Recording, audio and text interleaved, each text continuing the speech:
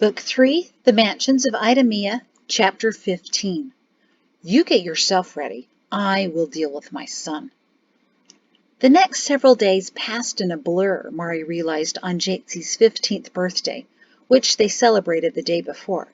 Gazada had sent over a few large birthday sandwiches yesterday, and either because he had a bit of a nasty streak in him, or he really thought Ralph would enjoy it, the food was accompanied by a large jug of ale. Ralph had sniffed it and scowled. Heard about this stuff, but not too sure about it. Perrin? He was already leaning back in his chair when his father handed the jug over to him. Ever tried it? You know I don't drink anything stronger than water or new juice, Perrin said curtly, and sent a withering look to his son, whose mouth was open with some ready response he realized just then should likely remain in his head, if ever he hoped to see 14.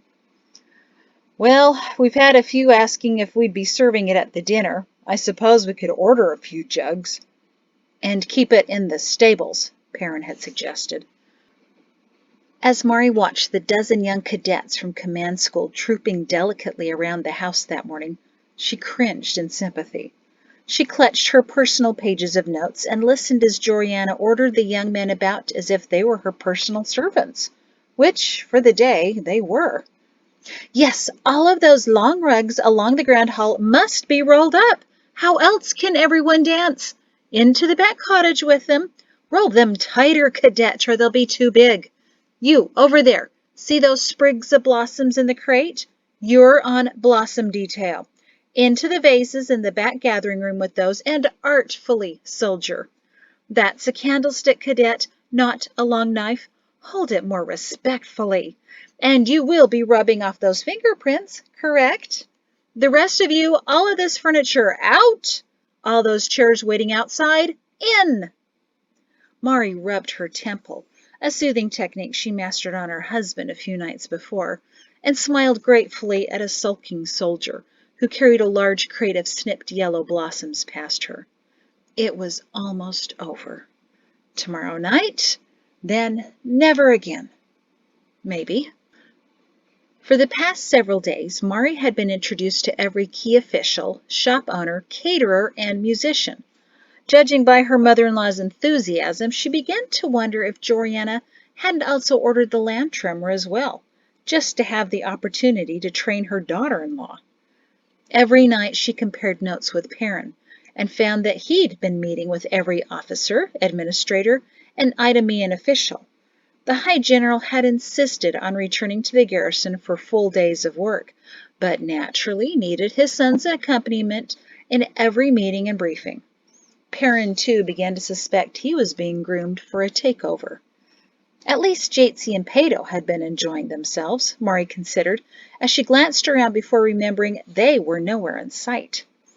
For the past few days, Pato had been spending his mornings in the back garden with the new ball his grandfather gave him, kicking it between two tall trees, and he filled his afternoons watching the professional kickball practices at the arena, accompanied by two corporals who served as more than willing guards.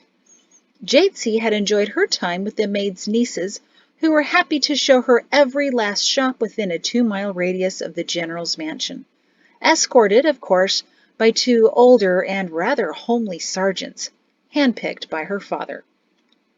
But today, Jatesy was out with Kindiri, visiting all the caterers with reminders of what time they should deliver their creations to the mansion tomorrow, and, Mahrree hoped, not hearing how certain foods reminded Kindiri of Lieutenant Riplack. Pato was helping soldiers unload chairs from wagons brought in to seat the more than 300 guests expected to arrive. Mahrree broke out in a cold sweat when she thought about so many Idumeans. She was edgy, and as each day passed, she felt she understood this place even less. The last straw was when Cuman's gown arrived that morning. Mahrree took one look at this smoldering something with turtle necklines on bodices and intentional wrinkles and who knew what else, and realized she could never bring that back to Edge. No one would know what to do with her in it, Mahrree most especially. Mahrree, candlestick placement! Joriana clapped her hands officiously and pointed to the hapless soldiers trying to understand the proper way to hold candlesticks. Maybe it meant using only 3 fingers, with pinkies extended in miniature salutes. Yes, Mother Shin, of course. This way, men. Later that afternoon, with chairs and tables set up, and blossoms arranged and rearranged, with alternating candlesticks to coordinate with differing heights, colors, and scents, Perrin and his weary father stumbled into the wide back doors of the gathering room and made their way to the grand hall. Perrin's mouth dropped open at the dramatic changes, but Ralph just chuckled. And you wondered if I should have stayed at home and rested instead? You are tomorrow, Georgiana told him, and she gave him a peck on the cheek. You need to rest up. And you, she pointed at her son, you will not leave these grounds. I will not risk you suddenly becoming lost, Perrin Shin. Perrin pursed his lips as if plan number 1 had just been quashed. It's a big house, he murmured to Mahrree as his mother helped his father to a soft chair. There are many places where I know she'll never think to look. So why didn't you tell me of any of them? She demanded. Cut off her right hand right before the dinner? Are you kidding? No one wants to disappoint Georgiana Shin. You just remember that, Colonel. But by midday meal the next day, Mahrree began to wear just as tight an expression as her mother-in-law. The food was arriving, and in fantastic amounts and displays. Heisemem would have been astounded at the creations, a few of them from Gazzada's. The mansion looked near to perfect on the inside, and the outside the servant soldiers were busy on a surprisingly warm, breezy day, sweeping, pulling up a few early weeds, and setting up temporary stables for extra horses and carriages, while also keeping an eye out for one missing colonel. Mahrree fumed that somehow he'd managed to give her the slip. She thought marriages meant couples were united in everything, and it wasn't even her mother he was avoiding. It was his own, one who frequently passed Mahrree with directions, instructions, and snippy inquiries as to where her horrible son had run off to. 2 hours before the guests were to arrive, she finally found him. Pato had tipped her off, and then ran off to take his bath, as if knowing Mahrree would start yelling because Pato had known for hours where his father had been hiding. The only way to redeem himself was to bathe voluntarily. Oh, very clever, Perrin, Mahrree growled as she recognized his hulking shape wielding a pitchfork and spreading hay. She stepped carefully into the stables to avoid anything warm and squishy. He looked up sheepishly, and the several other groomsmen hired for the evening stared. It was obvious they didn't know that the man laboring by their side for the afternoon in dusty old clothes was also the host. Just lending a hand, Mahrree, he said innocently, his big dark eyes almost sincere. That's what my mother told me to do, help out. Mahrree clenched her teeth. She's been looking for you all afternoon. But she never comes to the stables, he smiled, not so guilelessly. She put her hands on her hips and glared.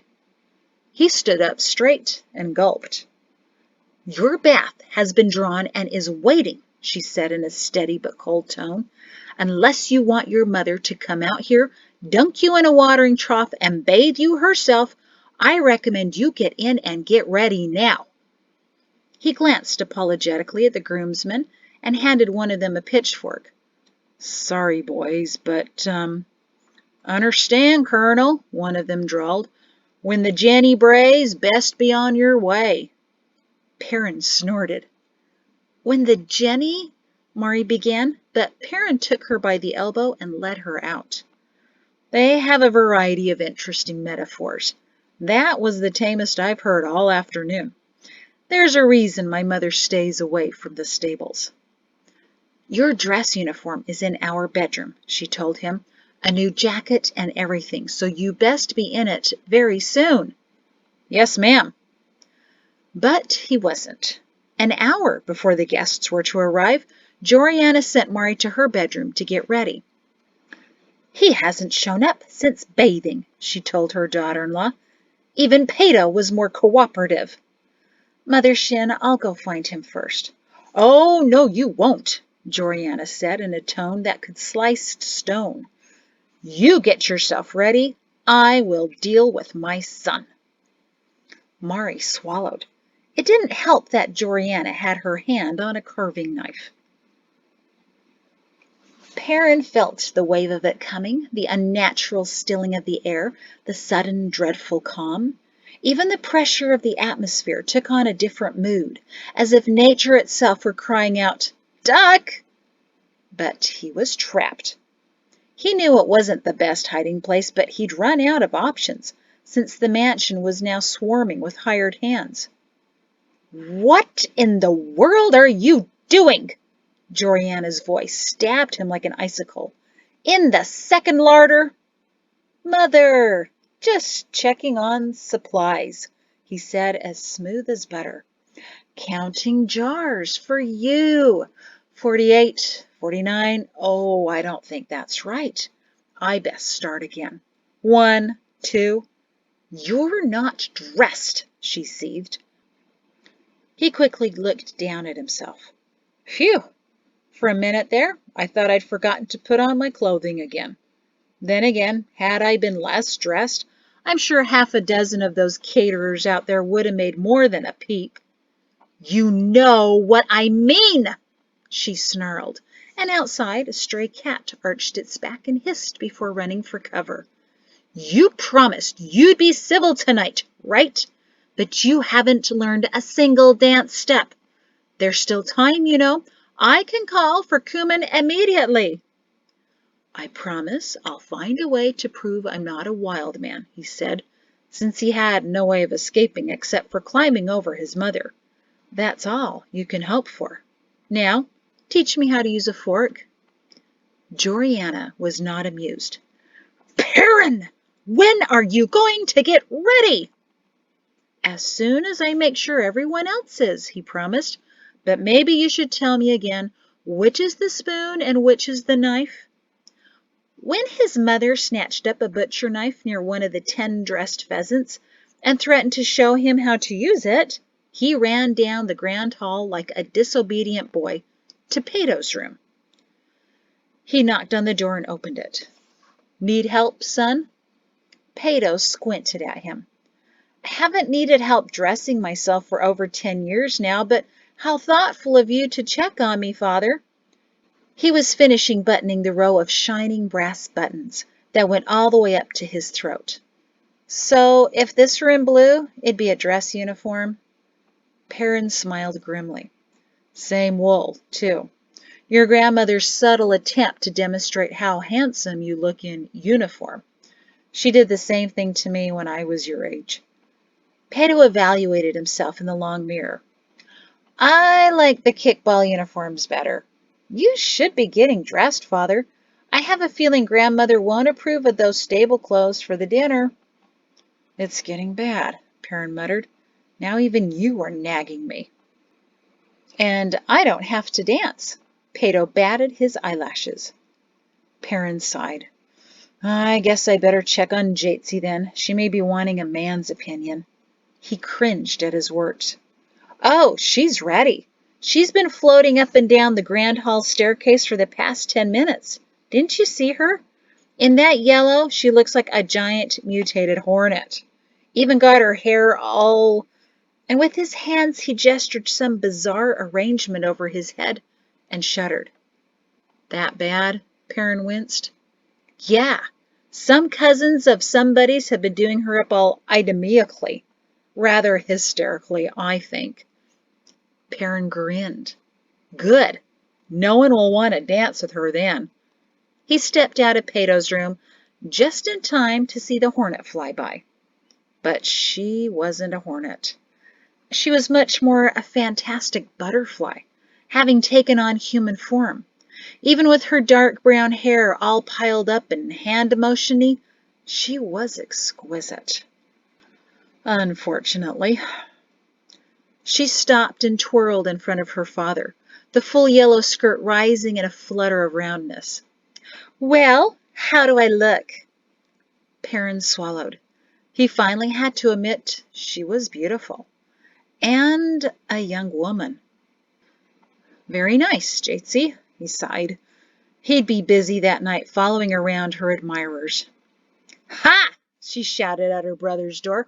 Told you. And if you make any more comments about me being a hornet, I'll sting you good and hard. Perrin relaxed, because if any of her would-be admirers heard her with her brother, there'd be no problems whatsoever. From behind Pato's door came a buzzing sound, followed by the loud smack of a hand slapping the wood door. Ew, hornet guts! You two just keep that up, Perrin grinned, and we'll be run out of Idumea before dessert.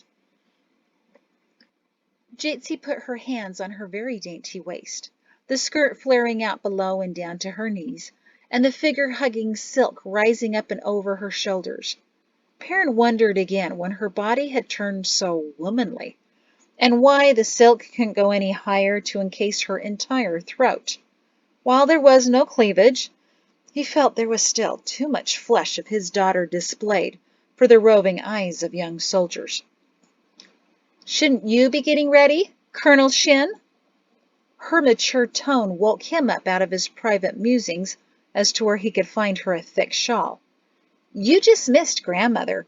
She's looking for you, and she's got a vein bulging in her forehead. Really? She's kind of scary right now. I believe you. Jatesy pointed authoritatively to his bedroom door.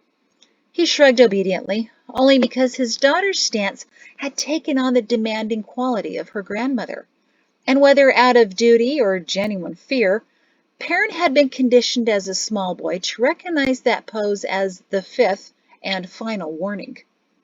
Reluctantly, he made his way down to his bedroom, purposefully ignoring the details that had gone into making the grand hall even grander, and knocked once at his bedroom door as a warning. That better be you, Perrin, Mahrree called. He opened the door slowly, peered in, and raised his eyebrows. I know, Mahrree said hurriedly, brushing down the full gown that fit his coverage specifications, over her shoulders, down the arms to her elbows, with no cleavage in sight. He smiled in approval. Some views were his alone. Yes, it is silk, she confessed with some embarrassment, and it's gray, not my favorite color. Smoky something or the other with something sleepy. Your mother chose it. Cumin made it. I would have been happy with something more like cotton, but nothing. Perrin smiled broader as he closed the door and walked over to her, his eyes traveling up and down. She was more stunning than his daughter could ever hope to be. Her hair pinned up emphasized her smooth neck and her perfect shape, which the gray silk hugged down to her waist, where it flared out just like Jatesy's dress, but almost to the floor. You wear it beautifully. I couldn't imagine how you could look more wonderful for tonight. He winked at her, and the worried tension released from her face. You really think so? She breathed. Absolutely, he assured her. My wife, covered in gray bug vomit. It's what I've always dreamed of.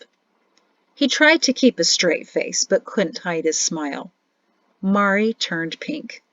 I rather expected you to say something like, just wear what you wore down here, but this is actually more comfortable than I imagined. I mean, even though it's so form-fitting. Yes, it is, he said, running his hands over her form in appreciation. Perrin, she chided, and slapped his hand away. But she'd have to hit him a lot harder than that to be effective. What's this called? The bodice, she said, torn between fighting him and enjoying him. Bodice, he said slowly, with a wicked grin. Don't say it like that. Someone might hear you. This mansion is packed with strangers. I'm just learning the ways of Idumea.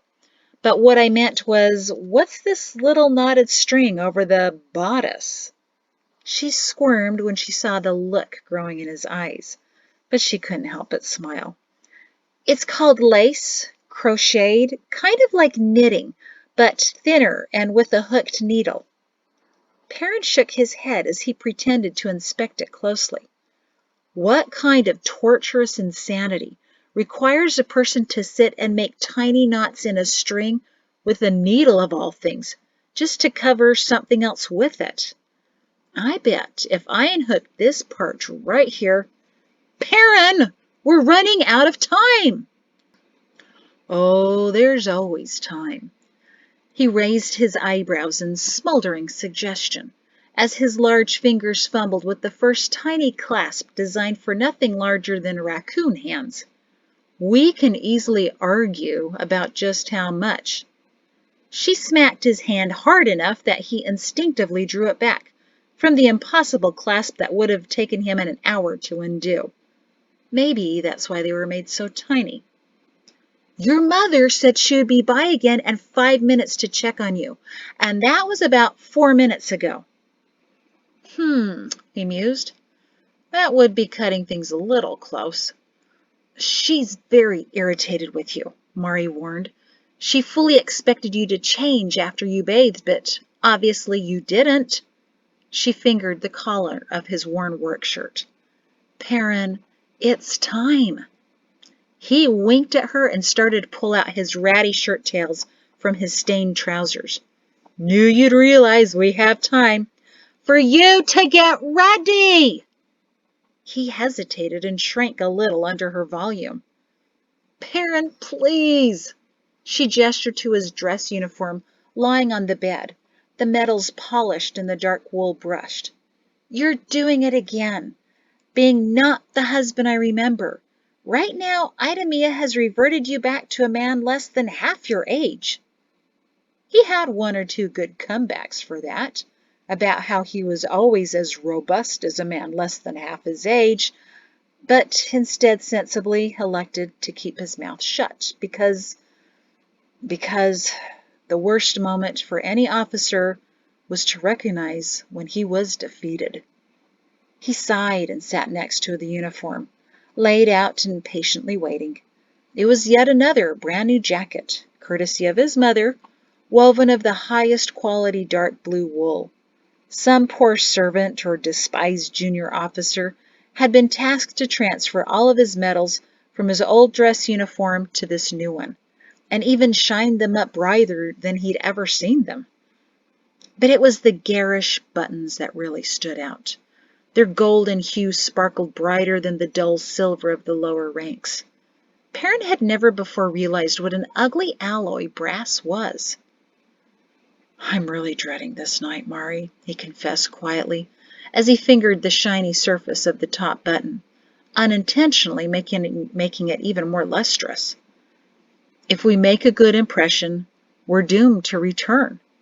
If we do poorly, my parents deal with the consequences. How about we just do our best and let the Creator decide the path for us? Mahrree suggested gently. Maybe his plan for us involves tonight somehow, and this trip. Now you're sounding like my father, he mumbled. Mahrree released a loud exhale that held more frustration than relief. And now you're starting to irritate me. Perrin, get dressed and do your duty. Let's just get this over with. I'll be back in 5 minutes, and if you aren't ready, I'm sending your mother in here to dress you. Perrin leaped to his feet, saluted, and grinned in terror. Mahrree paused as she stepped out of her bedroom where her husband was obediently changing, and took in the grand hall. Decorated in vines and flowers that dripped artfully from the balcony above, the main floor of the hall was lined in chairs and side tables, littered with spring blossoms and elaborate candlesticks soon to be lit. In less than an hour, there would be the elite of Idumea, soldier and citizen, dancing and mingling in front of her bedroom door, and also down the hall and up the stairs, and likely on the balcony and probably into the study where Ralph's sick bed had been recently removed, and into the large gathering room and the massive eating room. She began to feel claustrophobic in Idumea's second largest mansion. Fortunately, the 3 long tables for the dinner had been set up parallel to each other on the other side of the house in the west wing, where she warily made her way now. As she neared the foyer, she noticed a sofa from the gathering room had been placed strategically against a corner. Sitting there stoically was an older man in his dark blue uniform that was covered in more metal than made up his sword, watching every point of the mansion, from the front door to the staircase, to both wings, and even out to the stone terrace in the back garden. High General Shin leaned against his crutch as he watched the small army of servants, caterers, and soldiers hurriedly set the tables with more dishes and silverware than Mahrree had ever seen together in one place. He squinted analytically when he saw Mahrree, but his eyes were twinkling. In his deep, rocky voice, he growled, "Ready to meet your doom tonight, Mrs. Shin?" She assumed his formal tone was a hint, considering the number of strangers working just in front of him. It was odd to be so formal in one's own home. Mahrree chuckled nervously. "You're not helping things, High General." He patted the sofa. "We're not allowed to help, if that's what you're hoping to do. We're allowed, however, to supervise." "Ah," she said as she sat next to him. "So I'm at a complete loss, then."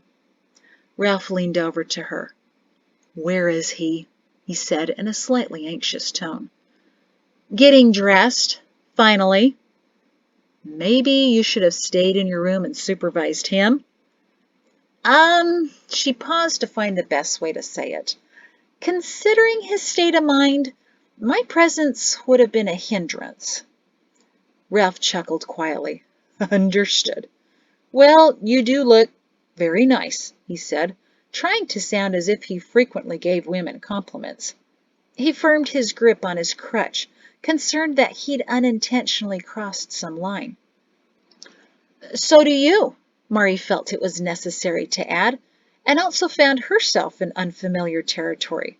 But she knew how to get somewhere else quickly. "You hardly seem to have nearly died last week." "Thank you for that," he said impassively, as he watched the bustle of activity in front of them. "And you hardly seem to be about to pass out again." "And I thank you for that," she said formally. He smiled ever so faintly. "But I have to admit, I am a bit worried about... Oh, there she is." Mahrree sighed with him.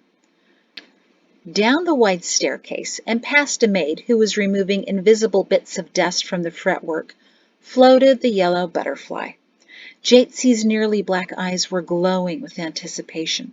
Her cheeks were rosy. Her dark brown hair was piled remarkably on her head with curled dangles framing her face, and her every movement was dainty yet vibrant. "Has he seen her yet?" Ralph whispered to Mahrree, as Jatsy giggled at a private who shyly handed her a blossom he'd stolen from a centerpiece. "I don't know," she whispered back. "It's different, isn't it?" Ralph started uncertainly. "When the female is yours?"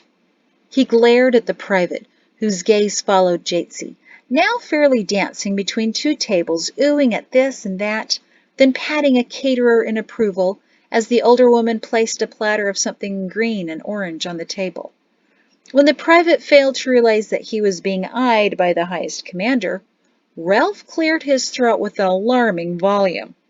The private did a little jump, as did the dozen or so others in the grand hall, and immediately the hapless soldier turned to the High General. Seeing the threatening look in his hardened eyes, the soldier quickly went back to fussing with silverware, even though he was on chair detail. Jatsy flitted obliviously to the gathering room. "Well done," Mahrree whispered to Ralph. "Can you do that all night?" "I'm sure Perrin will. I'll just serve as backup. She really is quite..." He held up his hands in positions that made him immediately uncomfortable. "Agreed," Mahrree chuckled. "She's very much a Shin. Perrin's slowly catching on just how stunning she is." "There's a great deal of her mother in her as well," Ralph gently elbowed her. "Well," Mahrree shrugged in embarrassment. "Where's Pato?" Ralph asked, keeping a sharp eye on the private, who kept glancing nervously back at him. He finally remembered he was to be lining up chairs and struggled with exactly how one did that. Dressed as of some time ago, hiding in his bedroom, though. That's probably for the best, Ralph nodded. Joriana wants him by her side so she can supervise him. Oh, the poor boy! A controlled but loud shout from the area of the kitchen made Ralph and Mahrree wince. Apparently, the head of the hired hands Joriana had employed wasn't happy. "This was not how it was done last year. Mrs. Shin!" From the eating hall, where the platters of lamb were placed to be trotted out to the tables later, Joriana, in a flurry of deep purple silk, and grumbling none too elegantly, bustled to the kitchen to set a few things straight. Mahrree pursed her lips in sympathy, even though she didn't know who to feel sorry for. Ralph verbalized her response. "Poor all of us." As they chuckled together, Ralph bounced his fist lightly off her skirt. "About tonight, don't worry so much about administrators watching you. Just do the old smile and nod, and by the way, that means not saying words." She shot him a playful glare. "And if someone does ask you a pointed question, or tries to get you to say something you'd rather not, remember that you're a host this evening, and offer to get them a plate of food. That always throws them." Mahrree exhaled. "Good idea. I'll remember that. Besides, I'm pretty sure they'll all be watching me instead. Several of them aren't too happy I'm recovering," he told her in a low voice. "And I know of a few colonels who are likely hoping the mansion would be vacated by now, and that tonight a new high general would be announced instead of in 2 years. They're all coming to see just how spry I look tonight." Mahrree gave him a quick once-over. Then she evaluated him again, more closely. He was different than in years past. He was still solid and massive and imposing, but there was a gentleness around his black eyes that she'd never noticed before. Maybe because it wasn't there before. His hair, a mixture of black, gray, and a few new white hairs, had been trimmed neatly the day before, and the color was coming back to his still somewhat gaunt face. His perpetual scowl and squint were missing, replaced by an expression of earnestness. Altogether, Mahrree realized, he was quite a striking man.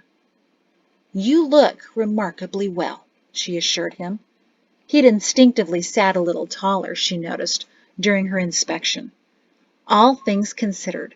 But you forgot your sword." "I left it off on purpose," he confided. "It's rather heavy. Can't effectively put off the illusion of strength and resilience when my sword's tipping me over." Mahrree chuckled quietly with him and bounced her own fist on his leg. She'd always been nervous around High General Shin, but she quite enjoyed the company of Ralph. "Everything fine out here?" A shrill voice stopped their chuckling. Joriana stood before them with her hands on her hips, seemingly insulted that the two of them appeared so relaxed when such an event was about to occur. "Yes, dear," Ralph said promptly. "The hall's shaping up nicely, everyone's working diligently, and we even seem to be a bit ahead of schedule. And you look very nice tonight." Joriana blinked, a bit startled. Apparently she wasn't accustomed to receiving compliments from Ralph either. "Why, thank you." She looked around and wrung her hands, unsure of what to do next since he'd thrown her off her trajectory. Ralph cocked his head toward the east wing. "Perrin?" "Yes!" she exclaimed, and marched loudly down the grand hall. "You better be dressed!" To Mahrree's questioning look, Ralph said, "She enjoys the drama. If things are going too smoothly, she gets nervous. She needs something to fight against to keep her going. That's why she's been such an excellent match for me. She keeps me going. They never would have found me after the tremor if it hadn't been for her persistence." The High General cleared his throat to expel the motion that was rising there, And Mahrree, pretending to not notice the shininess in his eyes, turned instead to watch the lowering of the chandeliers. A moment later, from down the hall, they both heard the exclamation of, "Mother, do you mind?" You know, Perrin, some officers actually practice getting dressed quickly. Oh, do get over yourself. I changed that bottom more times than I care to remember. As the bedroom door in the east wing slammed shut, Ralph and Mahrree snorted so loudly it echoed in the great hall, despite the decorations and tablecloths to muffle the sound. Or maybe their snorts of laughter were echoed by the dozen servants and soldiers still setting up, pretending not to hear the exchange between mother and son.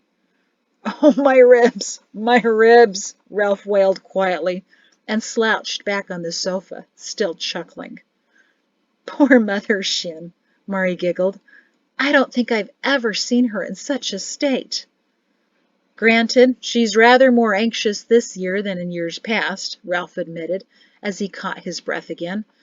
"But that's because the most important visitors she's ever had are coming this year." "Oh, dear," Mahrree clenched her hands nervously. "Who?" "Her son and her daughter-in-law," he said quietly. Mahrree stopped fidgeting. "Told me the other night she wanted everything to be perfect. Of all the dignitaries and elite of Idumea, she most desperately wants to impress you, Mahrree, because if you're impressed, you'll influence Perrin. She feels it's time for her children to come home." Mahrree swallowed hard and watched with Ralph the lighting of the candles in the chandelier. That's the end of chapter. Thank you.